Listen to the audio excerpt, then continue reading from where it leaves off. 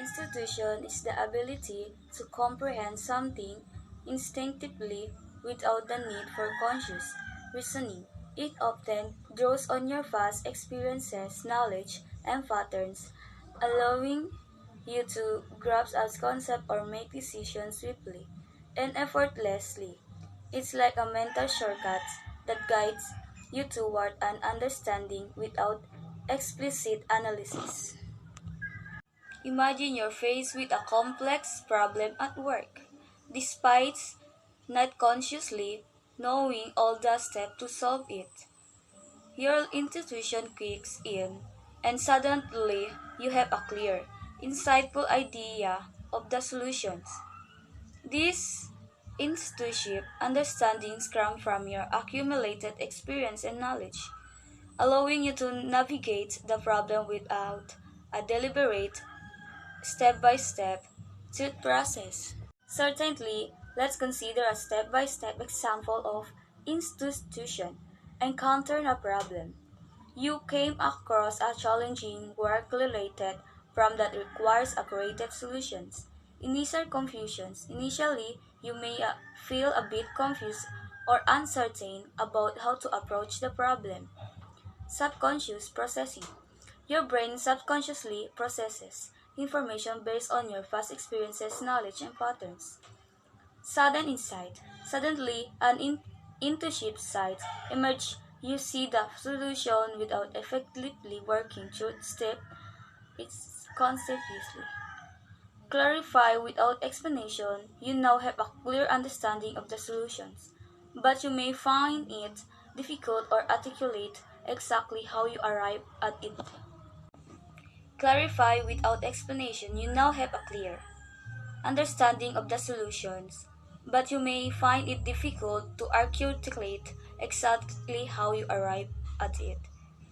Confidence in solutions despite the lack of step by step analysis. You feel confident in validity of your solutions. This step by step example illustrates how institution can provide a rapid and effectively of solving problems, drawing on your subconscious understanding and accumulated expertise. Proof involves logically demonstrating the validity of a statement or positions.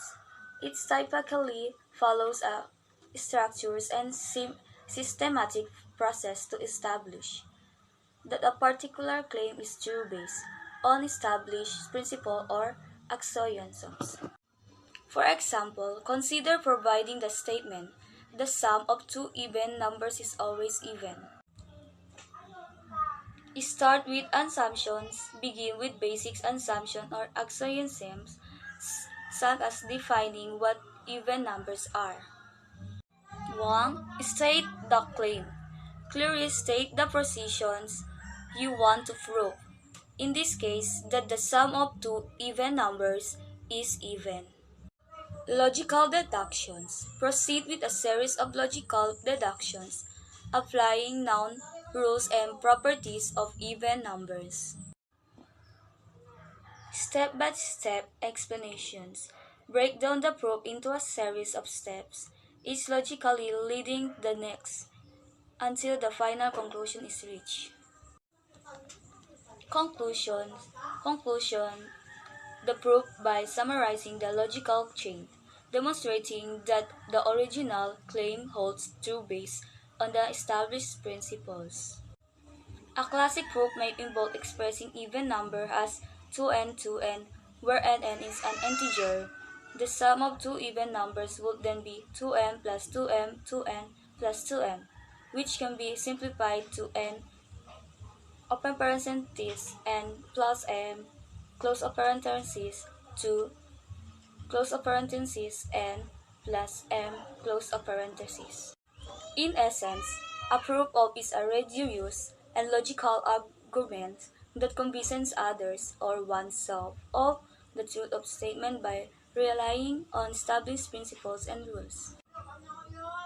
Last, certainty refers to a state of absolute confidence or assurance in the truth or validity of something is implied a high level of conviction without doubt.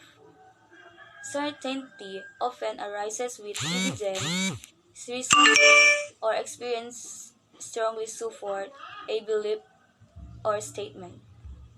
For example, if you have a solid understanding of basic arithmetic principles, you can assert with certainty that 2 plus 2 equals 4.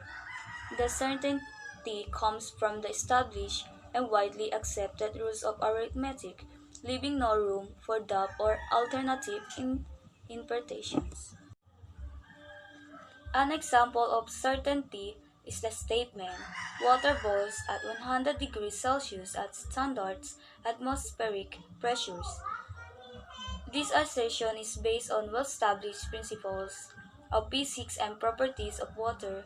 The certainty comes from the empirical observations and scientific experiments that constantly support this fact, leaving little room for doubt about the accuracy of the statement. Inductive and deductive reasoning. Inductive and deductive reasoning are two fundamental forms of reasoning for mathematicians. So, when we say inductive reasoning, that is the process of reaching a general conclusion by examining specific examples. For example, we have 3, 6, 9, 12, and 15. To get the next term, we need to add 3 from the previous term. So, each successive number is 3 larger than the preceding number. We predict that the next number in the list is 3 larger than 15, which is 18. Another example, we have 1, 3, 6, 10, 15. First, observe the pattern 1 and 3. So, if you get the difference of the first two numbers, the difference is 2. If you get the difference of the second number and third number, the difference is 3. So, you have a pattern now. The difference of third number and fourth number is 4. So, the difference is 2, 3, 4, 5, and 6. So, you will notice that you're going to add 6 from 15 or by using inductive reasoning. The first two numbers differ by 2. The second and the third numbers differ by 3. It appears that the difference between any two numbers is always 1 more than the preceding difference. Since 10 and 15 differ by 5, we predict that the next number in the list will be 6 larger than 15, which is 21. Pick a number. Multiply the number by 8, add 6 to the product, divide the sum by 2, and subtract 3. You can think any number, so let's say that the number is 5. Then, we need to multiply the number by 8. So, if you multiply 5 by 8 is equal to 40. Then, add 60 to the product. 6 plus 40 is equal to 46. Then, divide the sum by 2. So, 40 divided 2 is 23. From 23, you need to subtract 3. 23 minus 3 is equal to 20. Deductive reasoning. Deductive reasoning is the process of reaching a conclusion by applying general assumptions, procedures, or principles. Example, if a number is divisible by 2, then it must be even. 12 is divisible by 2. Therefore, 12 is an even number. Pick a number. Multiply the number by 8. Add 6 to the product. Divide the sum by 2 and subtract 3. And represent the original number. 8n plus 6. 8n plus 6 over 2. 8 divided by 2 is 4. And 6 divided by 2 is 3.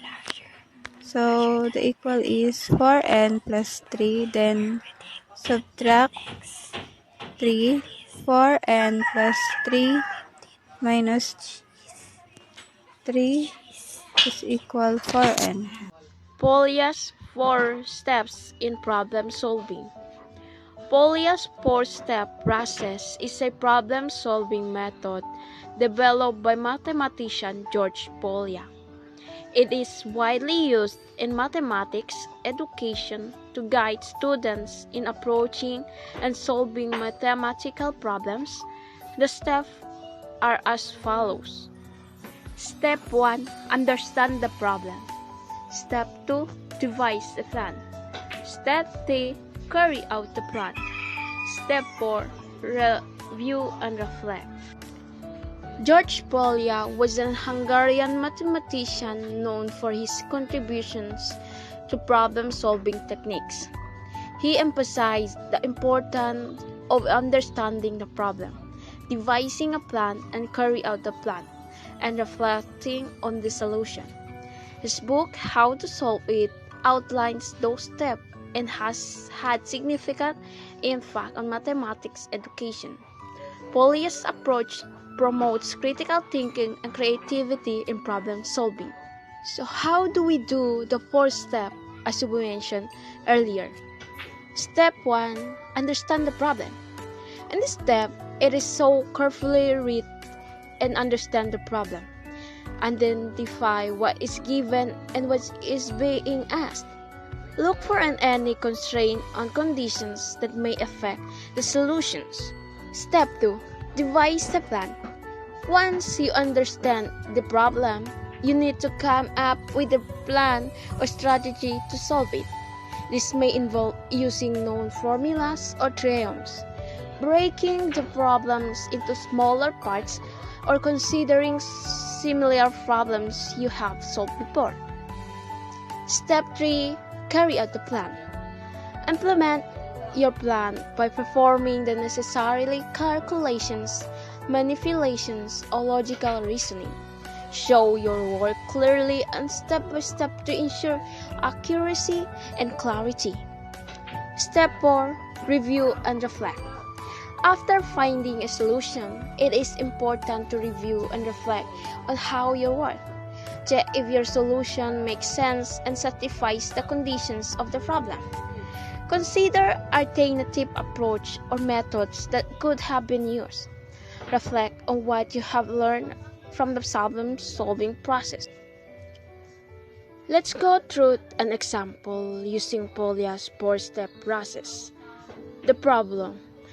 A rectangular garden has a length of 10 meters and a width of 5 meters.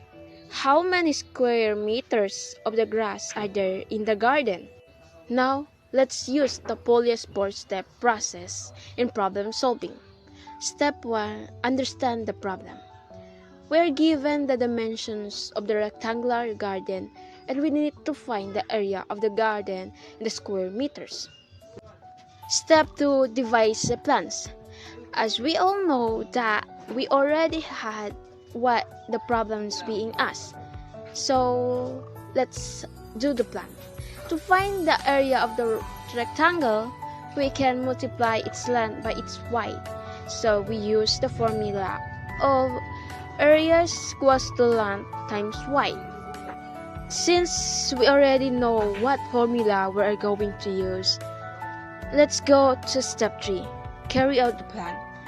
Using the formula, we can calculate the area of the garden. Area is equals to 10 meters times 5 meters is equals to 50 square meters. So where do I get those 10 meters and 5 meters? Simply, it's in the problem. That's why the first step of problem solving using Polya method was understand the problem. Now, let's go to step 4. Review and reflect. We have to found that the garden has an area of 50 square meters. We can check if our answer makes sense by visualizing a rectangle with those dimensions and imagining the area covered by the grass. In the example, we applied Polya's 4-step process to solve the problem of finding the area of rectangular garden. By understanding the problem, devising a plan, carry out the plan, and reviewing our solutions, we are able to find the answer of 50 square meters of the grass are there in the garden. For furthermore understanding, here are other example using Polya's 4-step process. The problem: a store is offering 20% discount on all items. If the original price of the shirt is 40, what is the discounted price? And now let's use those 4 steps. Step 1. Understand the problem. As dimensioned above, we are given the original price of the shirt and the discounted percentage. We need to find the discounted price of a shirt. Step 2. Devise a plan. To find the discounted price, we need to subtract the discounted amount from the original price. The discounted amount can be calculated by multiplying the original price by the discounted percentage. Since we already had a plan, let's go to step 3. Carry out the plan. First, we need to calculate the discounted amount. Discounted amount is equals to 20% of 40 pesos is equals to 0.20 times 40 pesos is equals to 8 peso. Next, we subtract the discounted amount from the original price to find the discounted price.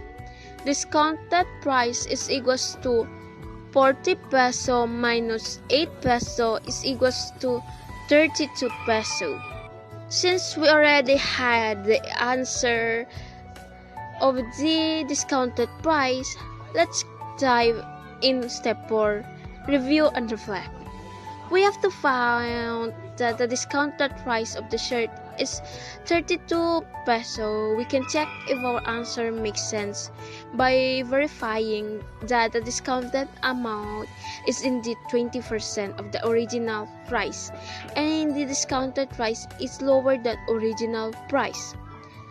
In this example, we use Polya's 4-step process to solve the problem of finding the discounted price of the shirt by understanding the problem, devising a plan, carry out plan, and reviewing our solutions.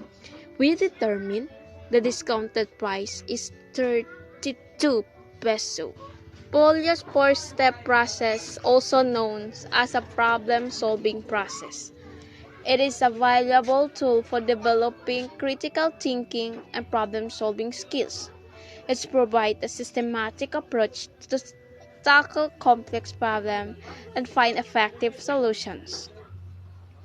Overall, Polya's 4-step process is essential for developing critical thinking and problem-solving skills. It provides a structured framework that promotes logical thinking, systematic analysis, and creative problem solving. By following this process, individual can approach problem with confidence, make informed decisions, and find effective solutions in various domains of life. Polya's 4-step process emphasizes the importance of understanding the problem, planning solutions, executing the plan, and reflecting on the process. It encourages critical thinking, creative, and problem-solving skill. It is available to only mathematics but also in various aspects of modern world. Hello everyone. Today I would like to discuss a topic that's relevant to all of us: problem solving strategies. As we navigate through life, we encounter various challenges and obstacles that require effective problem solving skills. I am Fatima Aliana J. Sujail along with my co-reporter Angel Devilla. So let's dive in. Problem solving strategies. A problem solving strategy is a plan used to find a solution or overcome a challenge. Each problem solving strategy includes multiple steps to provide you with helpful guidelines on how to solve a business problem or industry challenge. So, problem-solving strategy refer to a systematic approaches and techniques used to overcome obstacles, find solutions, and achieve desired outcomes. As Albert Einstein once said, we cannot solve our problems with the same thinking we used when we created them. This highlights the importance of employing different strategies to tackle problems effectively. So this is one example of problem-solving strategies. Make a table and look for a pattern. Creating a structure arrangements of data in tabular form and then analyzing the data to identify any recurring or predictable relationship or trends. The purpose of this process is to discover a systematic pattern or rule that governs the data points in the table. This pattern can be used to make predictions, solve problems, or gain insight into the underlying behavior or data set. Hi everyone, I'm Angel Devilla. I'm here to give you an example in problem solving strategy. So here in our example, the class had 10 students in the first week, 12 in the second week, and 15 in the third week. If the pattern continues, how many students will be in the seventh week? To answer this, we have 4 steps or technique. First, you need to identify what the question is. So the question is how many students will be in the 7th week. Second, make a plan. What strategy will use to solve the problem? So in this example, we use a table. Third, solve the problem and carry out the plan. And fourth, verify your answer and make sure it makes sense and it's actually answered the question.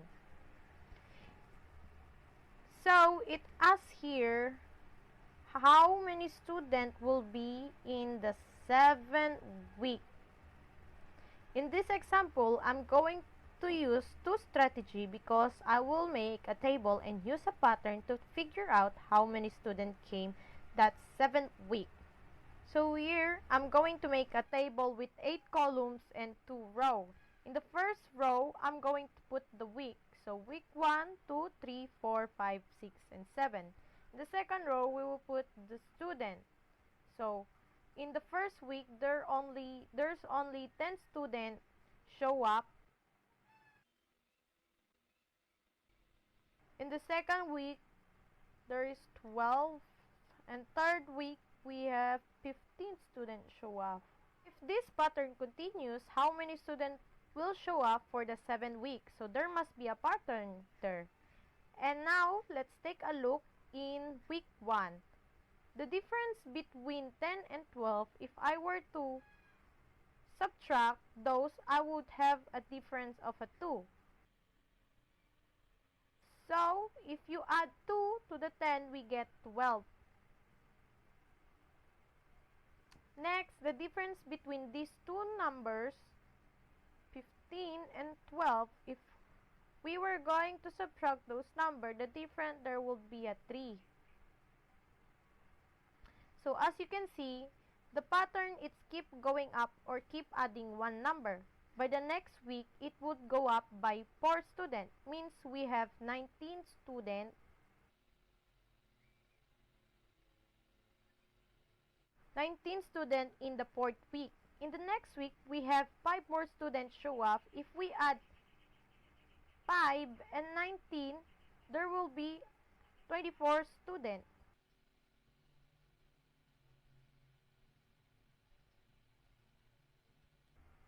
By the next week, 6 more students show up.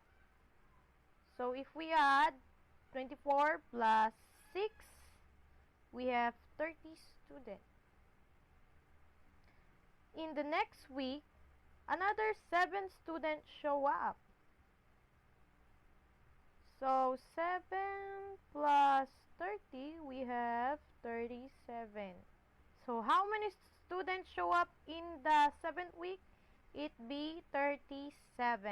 37 students. That will be the answer. Then, after this, you have to double check if everything makes sense or if the answer is correct. So let's check. We have 10, 12, 15 in week 1. Then, let's check the pattern. 10 plus 2, 12, 19, 24. So, everything is correct and the answer is 37. And that's how you can use the table and pattern in a problem in solving strategy. That's all. Thank you. Mathematical problems involving pattern. Math problems with pattern involve identifying rows in sequences, like numbers or shapes, and predicting the next element. So let's start with the n-term formula. N-term formula refers to an equation or expression that allows you to determine the value of any term at position n in a sequences or pattern.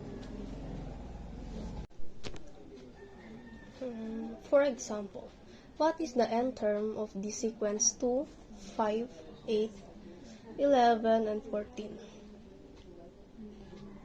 In this sequence, we're going to use the formula a n equals to a1 plus n minus 2, 1, then d.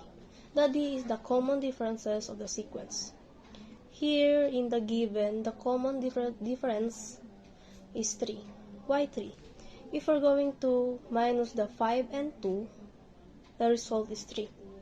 The 5 and 8, the result is also 3.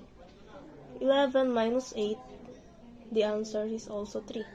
Lastly, the 14 minus 11, the answer is also 3. That's why the common difference is 3.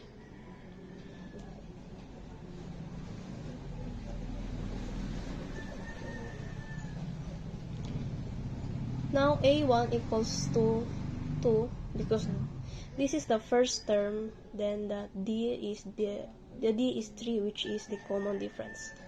Let's follow the formula, which is an equals to 2 plus open and close parenthesis n minus 2, 1, then 3. Let's simplify an equals to 2 plus, we're going to multiply using the distributive property, so 3 times n equals to 3n, then 3 times 1 is negative 3. So the n term is 3n negative 1. Now let's discuss the term of sequence. A term of sequence refers to a specific value or element within the sequence. Sequence is an ordered list of numbers or objects in a specific order or pattern. For example, what is the next term in the sequence 1, 5, 16, 34, and 59? So, to be able to get the next term, we need to get the first differences. We're going to subtract the terms, which is 1 minus 2, 5 is 4. 5 minus 2, 16 is 11. 16 minus, what is 16? 16 minus 2, 34 is 8. 34 minus 59 is 25. The differences are not yet the same or equal, so we're going to get the second differences. So, 11 minus 4 is 7. 8 minus 11 is 7. 25 minus 8 is 7. And so as what we can see here, the second differences are already equal or the same. Now we can proceed to find the next term by adding the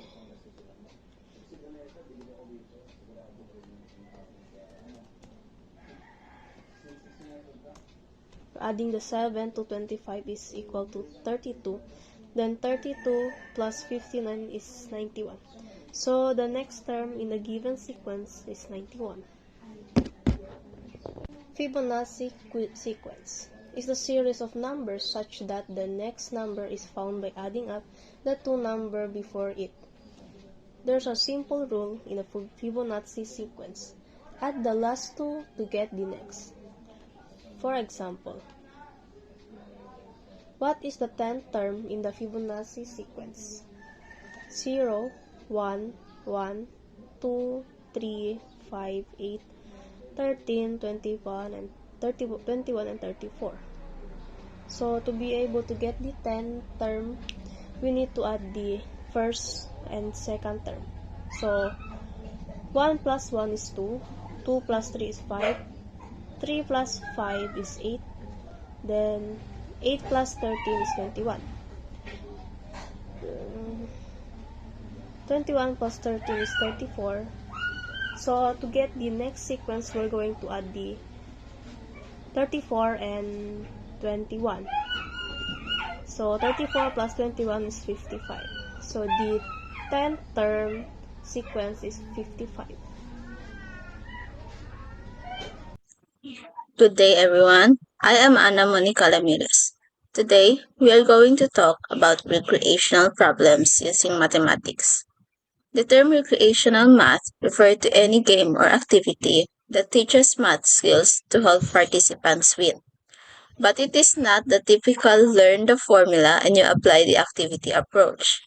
Instead, using math to solve problems is part of the game itself. There are a lot of benefits of recreational mathematics, but here are some of it.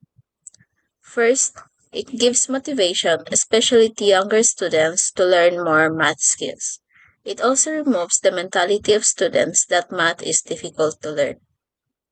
The next is self-guiding. Once they understand how to solve puzzles like Sudoku, students do not need to be supervised anymore and they learn to solve it themselves.